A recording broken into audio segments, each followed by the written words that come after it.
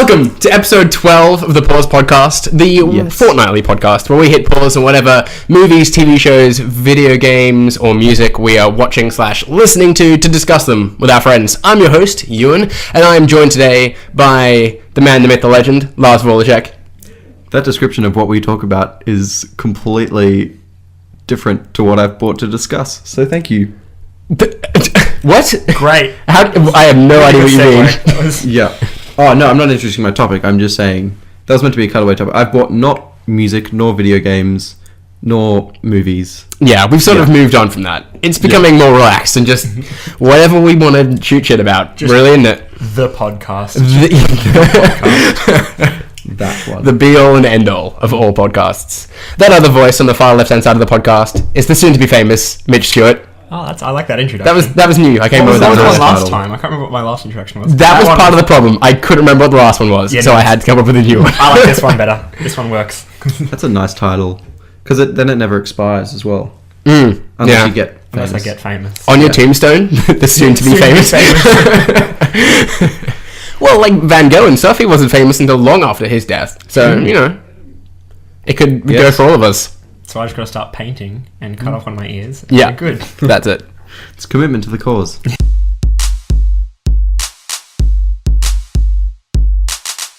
General. You know, Bill Gates, Steve Jobs, they've all done it. That's how they got where they are. It's the private little lizard man club that they have.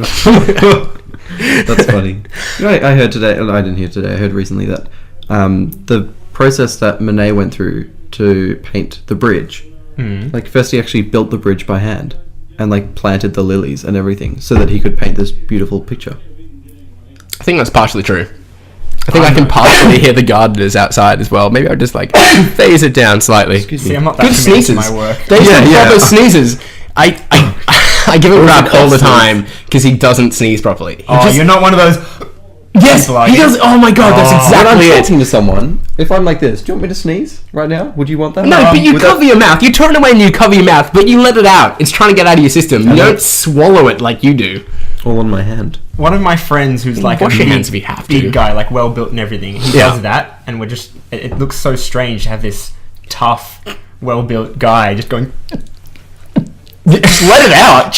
That's exactly what Lars does. Your impersonation is uncanny. That's awesome. It's like he's hiccuping with his mouth closed. That's how he does it.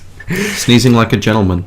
Anyhow, that's usually how we start podcasts. We talk about movies and TV shows, and then talk about painting and gardening, and then sneezing. Yeah, that's how things usually go. Lars, how about you kick things off? What have you brought for us to discuss today? Awesome. Well, today I present to you, lucky viewers, something from the history books. I can just imagine him in a leather armchair by a fire. I considered putting this in like a small briefcase, like sort of that's like a display case. Yeah. Or like with one that like gold lights on the inside. Yeah, that doesn't have any air in it, so that this doesn't age. This right here, ladies and gentlemen, is a 150-gram pack of classic Oreos. You might recognize its long, rectangular structure, very dissimilar to the current box shape. With featuring the new recipe Oreos, which I believe are the 240-gram packs. Correct me if I'm wrong, Ewan. Yeah, that's what I wouldn't know the weights. I'm sorry. Right. That's what I thought. It's our only way of classifying them. So as of about 6 to 12 months ago, I think 6 or 8 months ago, Oreo re-released Oreos, all 3 flavors, with a new box, and all they advertised was that they were bigger boxes, and therefore, rather than one long packet, you got 3 small packets side by side. What they didn't tell us lovely folk who have been purchasing their products for years was that they'd also changed the recipe and thus the texture of the biscuit. Note to self, get new pop filters. So that hit me really hard at the time because I'm a massive Oreo fan, and it's basically like if you're a Tim Tam person, this relates more. Imagine if Tim Tams, when you bit them and chewed them, rather than go silky smooth in your mouth, how would you describe the texture? Amazing. But would you say it's like smoothness, like smooth once you're chewing it? Well, there's a wafer bit and there's a biscuit bit, and it's like you're gonna get and then it all meshes into one. Yeah, that sort of melty chocolate center. Now imagine a crunchy biscuit, right? Like a crunchy chocolate bar where you get the little crunchy bits that some of it's really soft and fluffy, and then other bits are really hard and get stuck in your teeth. this doesn't sound particularly good, Lars. No, it I feel doesn't. like we're in some sort of infomercial. Now here's the solution. But there is no solution because Oreo cut us off. They didn't tell us anything. I searched the forums, I searched the websites, and you all let it happen without a fuss. They should have been rioting, but we all sat at home eating our Tim Tams and pretending that the lovely texture of our beloved Oreos hadn't changed at all to this weird grainy thing. So essentially, when you're chewing them, the flavor is the same. When you dunk them into milk and chew them, which is, in my opinion, the only way to eat Oreos. Basically, there's little bits in there that don't go all soft and silky smooth with the milk. I can't say I've tried the new Oreos because you gave me your verdict pretty early on. I'm like, Yes. I have like a particular memory of what Oreos tasted like, and I don't want to infect that memory of this new flavor if what you're saying is correct. Good. So I requested. My mum was going to the shops and she bought some Oreos, and I was like, "Oh, these are crap. These are weird. Whatever, just some kids' snack pack." And then the next time she went to the shops, I was like, "Mum, can you get some Oreos?" And she bought back the wrong packet again. I was like, "Mum, you know what is this shit?" It's all your mum's I give you fault. one job. Get Oreos. Insult me once, whatever. Insult me twice. Come on. And she said that was all they had. I didn't believe her. I ran to the shops in tears. I searched the shelves. I found absolutely nothing. They were gone until Clean up at aisle 12. There's a teenage boy in tears. This is the worst day of Lars's life. throwing the new boxes of Oreos on the ground. I physically and verbally confronted the staff of the. You grabbed one guy by the collar, this poor, like, acne-ridden 14-year-old. What did you do with the Oreos? like unscrewing a bottle of ginger ale and just pouring it over his forehead as I shook him violently.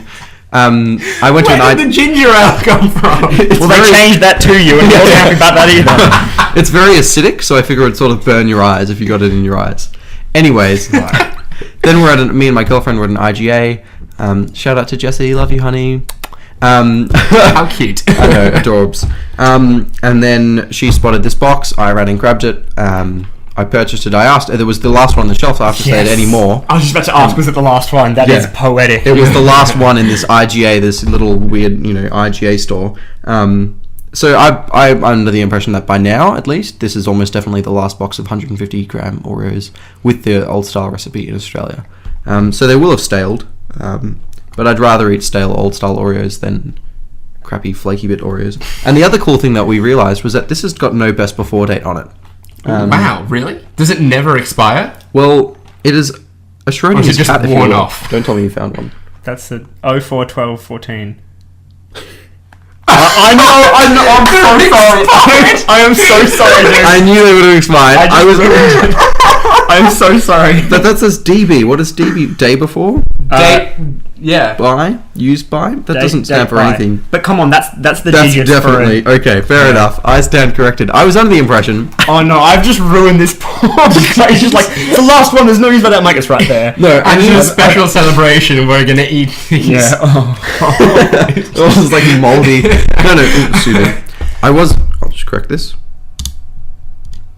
I was under the impression that the used before date was on the silver packaging inside, which meant that whilst it was inside the box, it was both expired and not expired. Yeah, sure. Schrödinger's Oreos, if you will. Well.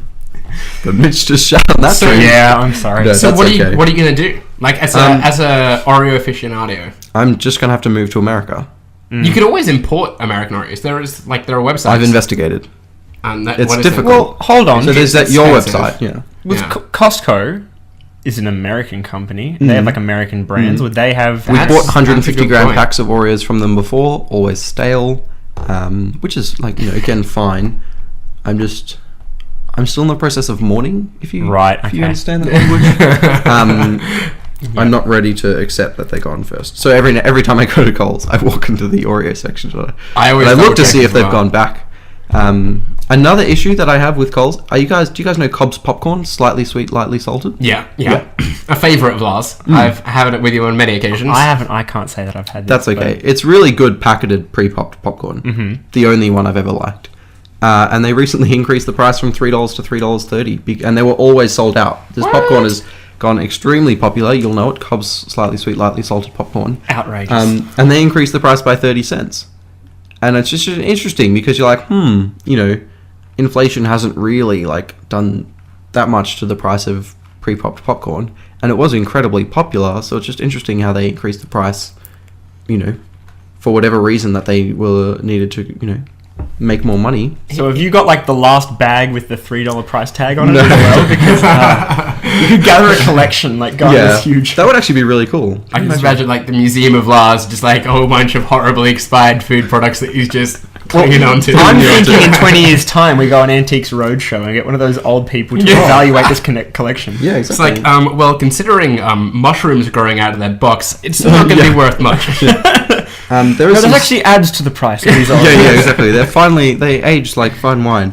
There is slight box damage on the four corners from a bit of not in mint condition. If it were to go to auction, I would expect about £3,000. £3,000 to £4,000. Here's a question for you, Lars. Have you tried comparing the ingredients list on the back of that box to one of the newer boxes?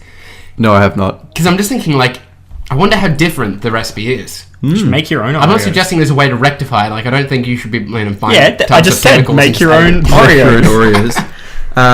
No. I'd much rather import from America. Because then also importing from the America would open me up to that wide phenomenon, which is things that America has that we don't, which includes more than 3 flavors of Oreos.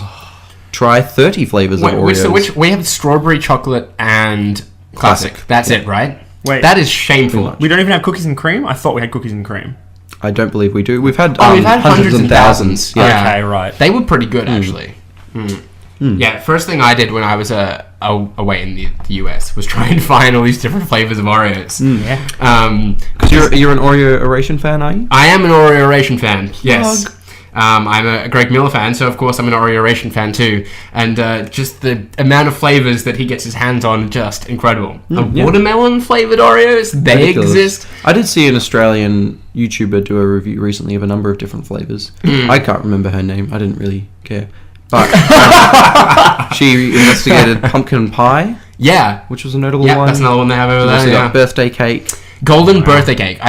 I didn't get the birthday cake ones, but I got the golden ones, which are like shortbread rather than chocolate biscuit. They were amazing. They were so good. And is it the birthday cake ones that have rated highest on Oreo-ration? They're one of the highest, yeah. He gave them a perfect 10, which is, pretty incredible. Wait, so what is this? I'm not following. Oreo, what is it? Birthday cake flavored Oreo. Yeah, no, but what's this Oreo? He reviews Oreos, and there's a whole, systematic process behind it. There's, Wow. Yeah. This guy's hardcore. Yeah, they're awesome. He sits there and he eats them and he discusses what he's feeling, the flavor that he's chosen for the segment. Yeah. It's gotten to the point where Oreo send him advanced copies. Yeah. Actually? Yes. Oh my goodness. No, that's good. That's great PR. Ambitions, Lars. Yeah. This is what you have to work towards, Lars. Yeah. I've seen people on Reddit before who have had a Halloween party or something, and they've invited all their friends over and they've had an Oreo feast. They've bought at least one of every single flavor sort of thing. God. And it's just go nuts. I feel like we need to do that for Lars' birthday. Bowls of milk to dip in. Yeah. Yeah. Communal bowls. Here's the thing about Oreos. Fantastic biscuit. One of my favorites. Or Agreed. biscuit/cookie. I don't know. Probably more of a cookie. I think it says Milk's favorite cookie. Yeah. You can't really slap your categories onto Oreos. Yeah, exactly. I mean, it's a thing of its own. It's I don't drink it. I don't eat it with milk. I'm not really a big fan of that. I do like just the biscuit by itself. But in terms of overall rankings of top biscuits, it's not in the top 3 at least. There are better biscuits than the Oreo. All right, go. The Tim Tam is one of them. The Tim Tam, I know this pisses Lars off whenever I bring this up. No. If I were to accept that you had one that wasn't, I'm angry about whatever 2 and 3 are, whatever crap you're going to bring to the table here. If you mention shapes, I will shut this thing down. Shapes are crackers. Yeah, shapes. Well, exactly. Crisps, or whatever you want to anyway, we'll get back to shapes. If it's not Monte Carlos, anyway. Sorry, go on. No, Monte Carlos aren't there. I'm sorry. I was about to I'm gonna bump Oreos down 1. I've got another one that I can add above it. Bloody big Monte Carlos. Now that I've mentioned that, you got me thinking about different Arnott's biscuits, and there is another one that's better. A couple which are hard to find in Australia, but you get them quite commonly in the UK. So sorry, I'm drawing it. Yeah, I'm pulling the international card. I'm sorry. Hobnobs and chocolate digestives. Sounds made up. Amazing.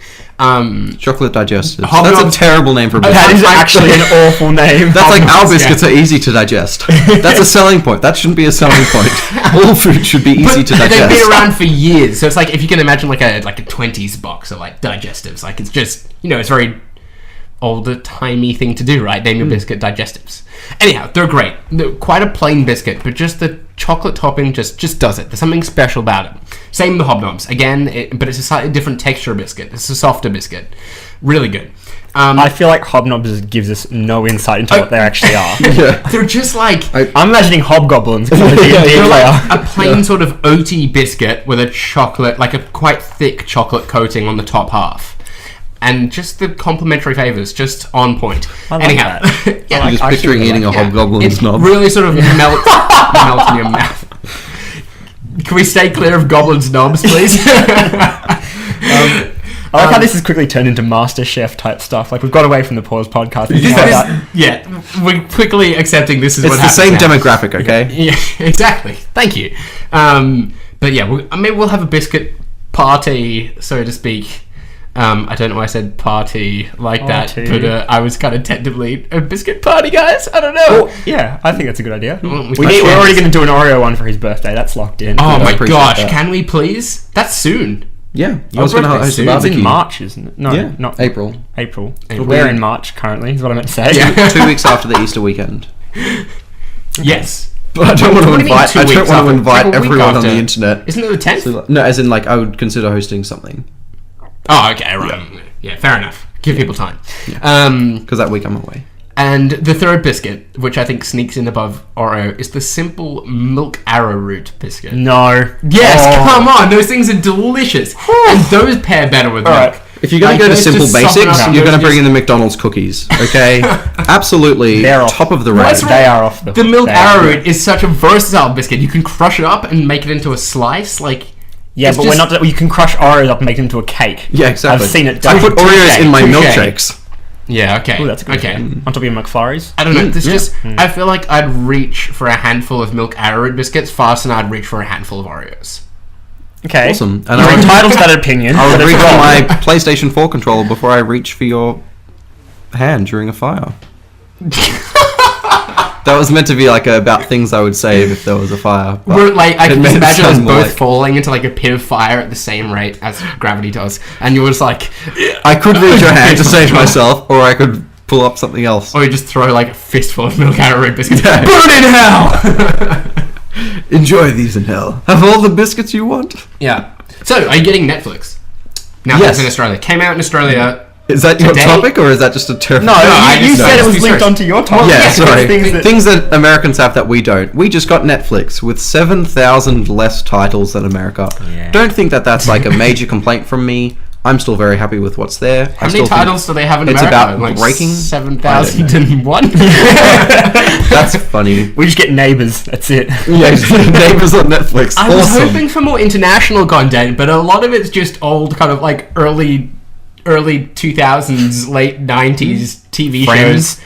Yeah. Yeah. Friends is alright. Yeah, no, Friends is great. I'm watching Friends at the moment. It's Everyone great. has it on DVD. Why do you need Yeah, it on Netflix? yeah, exactly. That's true. That's true. Yeah.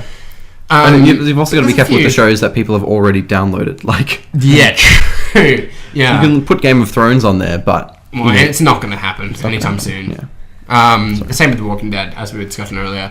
But Arrow's on there. I'd watch Arrow. Do you need to take that phone call? I don't know. It's okay. Okay. I did take the phone call. I hope they heard, do you need to take that phone call? No. Okay. No, I don't. That's okay. But I'd watch Arrow. Arrow's on there. That's something I've been meaning to do. I've not watched Firefly in its entirety yet. okay. I've only done the first few episodes, so I'd go back and watch all those on Netflix. I'm actually with you on that. I've only seen Yeah. the first 7 episodes of Firefly. Get around it. It didn't grab me. Oh, it grabbed me, but I know that there's nothing really Yeah. more to watch, so I'm like, I'm I happy kind of with got what the I've seen. impression from it, like, I reckon at the midpoint of this show I'd get into it, but right now it's just not what I need. There are other things I need to watch, so it's like it's on my list of stuff to do. Yeah. It's sitting there on my computer No, in my that's Plex okay. library. I'm gonna get to it one stage. That's all right. Can I ask a question? Do you think that the introduction of Netflix in Australia will have a serious impact on the rate of piracy in Australia?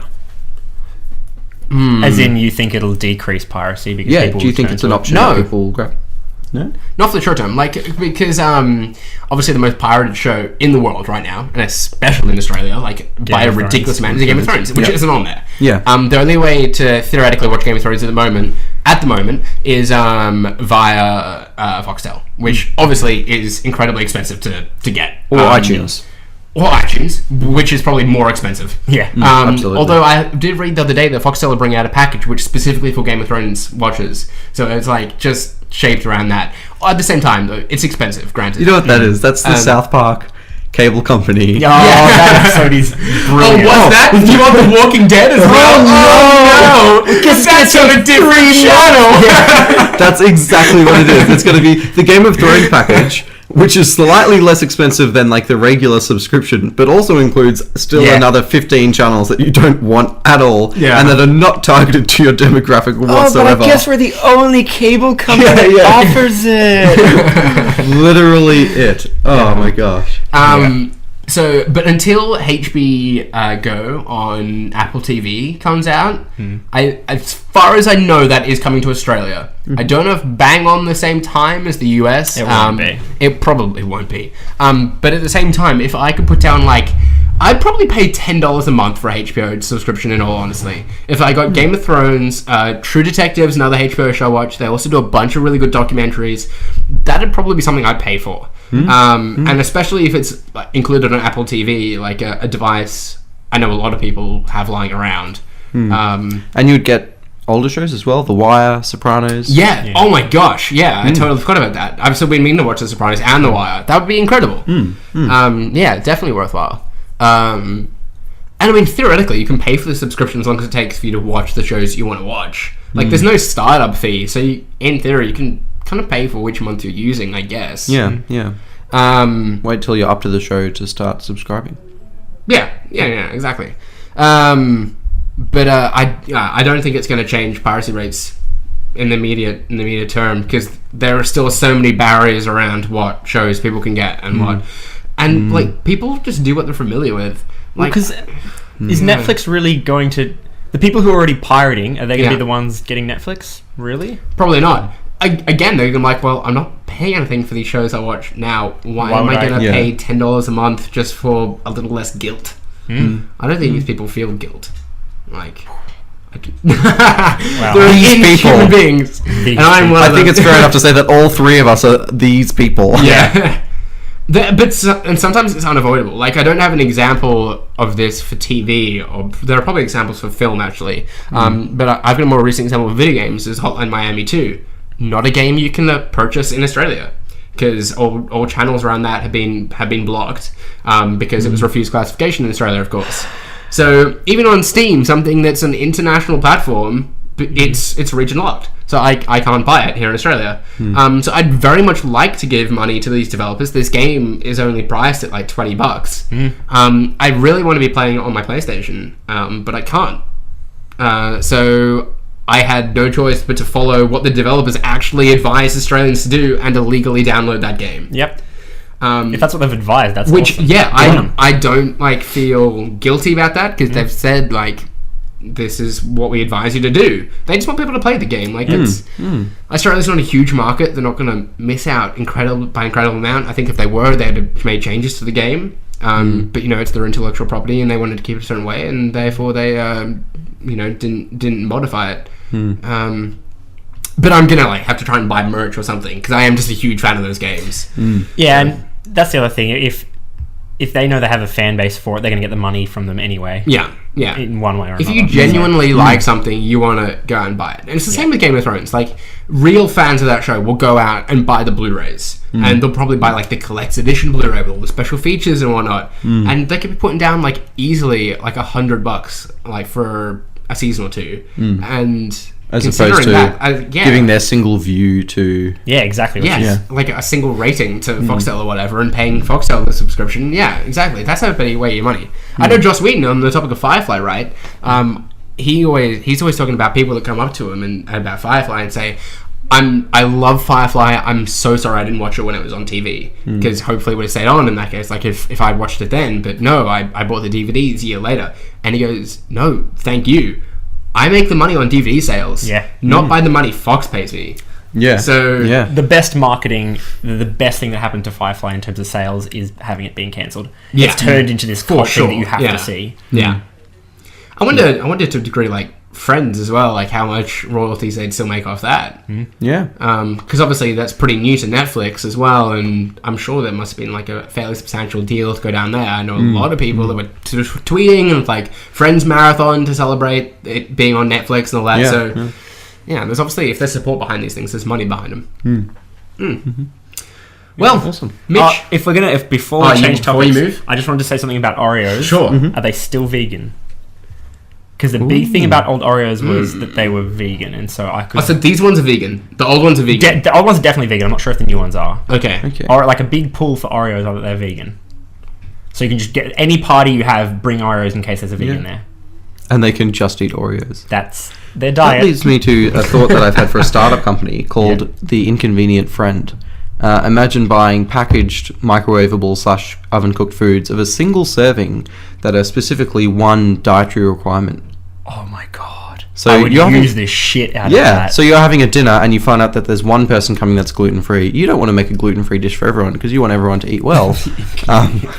And so you go out and buy the single serve Inconvenient Friend gluten-free, chicken dish, and there could be a whole range of gluten-free ones, of vegan ones, vegetarian ones. You've hit a touchy point with me there. Gluten is like something they can't help. Celiacs can't help. Vegans, it's a choice. So vegans are inconvenient to me. A celiac, I'm happy to cater for, but a vegan is just like, you've made that choice. Yeah. That's true. This is like Alex. I always forget he's a vegetarian, and I'm like, I'm sorry. I'm sorry. I just thought you would pick the meat eat off meat. the pizza. I'll have the pasta without the bolognese. I'll just have pasta. My other quandos, I give gluten-free eaters a lot of flack, and I specifically say gluten-free eaters as opposed to celiacs because I feel like there's a very large portion of gluten-free eaters who aren't diagnosed as celiacs. Therefore, they are claiming essentially that they've got a disease that needs a lot more requirement than just stop eating gluten. Like, your doctor should know about it, and you should be given advice on how to live as somebody that is a celiac, as opposed to somebody that was feeling upset by foods and then just decided to stop eating gluten to see if that would work. It's like that South Park episode with gluten. That's what. Yeah, gluten-free Ebola. Yeah. South Park. It's like, seriously, the like, running theme for this podcast. Yeah. Because everything isn't there. Because it's not a dietary choice, it's like a treatment for a disease. And so you would want to know actually from a doctor whether or not you've got that disease, or whether your upset tummy was coming from something else that you should get checked out, or if you are feeling better about it, you should go and see if you actually are a celiac, and therefore are there other things you need to know about the fact that you've got a disease that can be really damaging. Real talk. Real talk. Let's get real.